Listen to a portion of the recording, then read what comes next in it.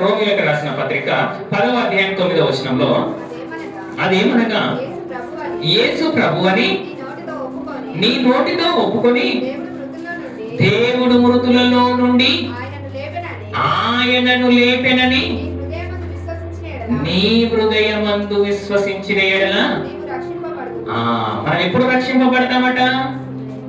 హృదయమందు విశ్వాసం. ఏ విశ్వాసం? హృదయమందు ఏ విశ్వాసము? ఆయన లేచాడు, ఆయన పునరుత్థానుడయ్యాడు, ఆయన తిరిగి లేచాడు అనే విశ్వాసం మన హృదయంలో ఎప్పుడు ఉంటుందో అప్పుడే మనకు రక్షణ. మనకి కొంచెం డౌట్ ఉన్నది అనుకోండి, ఆయన లేచిండా లేవలేదా, మనం కూడా లేస్తామా లేవలేదా అనేటువంటి ఒక డౌట్ మనకు ఉన్నది అనుకోండి, ఆ డౌట్ మనకు ఉన్నది అనుకోండి, మనకు రక్షణ అనేది లేదు, రక్షణ అనేది లేదు. కాబట్టి మనం ఎప్పుడు మన ప్రతిస్పందన, మన విశ్వాసం ఏ విధంగా ఉండాలి అంటే ఆయన లేచాడు, నేను కూడా ఒక రోజు లేస్తాను. అందుకే ఎవరైనా చనిపోయినప్పుడు సమాధి కార్యక్రమం చేసినప్పుడు ఏమంటాం మనం? నిరీక్షణ లేని ఇతరుల వలె మీరు దుఃఖించకండి, ఏడవకండి. ఎందుకు?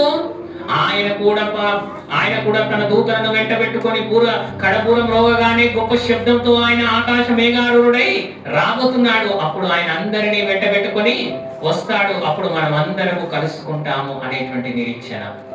అప్పుడు సమాధులన్నీ తెరవబడతాయి అనే ఒక నిరీక్షణ. అందుకే ఆయన ముందుగా లాజరుని ఏం చేశాడు?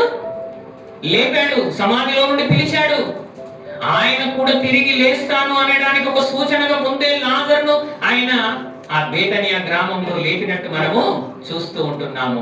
అంటే ఒక నిరీక్షణ, క్రైస్తవం యొక్క విశ్వాసము దేని మీద ఆధారపడి ఉండాలి అంటే ఆయన మరణ సమాధి పునరుత్థానం మీద ఆధారపడి ఉండాలి. ఆయన తిరిగి లేచాడు, ఆయన పునరుత్థానుడయ్యాడు, ఆయన ఈ యొక్క సమాధిలో నుండి మరలా తిరిగి లేచాడు అనేటువంటి విశ్వాసం ఎప్పుడైతే మనలో ఉంటుందో అప్పుడు నిజంగా మనకి ఏమొస్తుందట? రక్షణ వస్తుంది.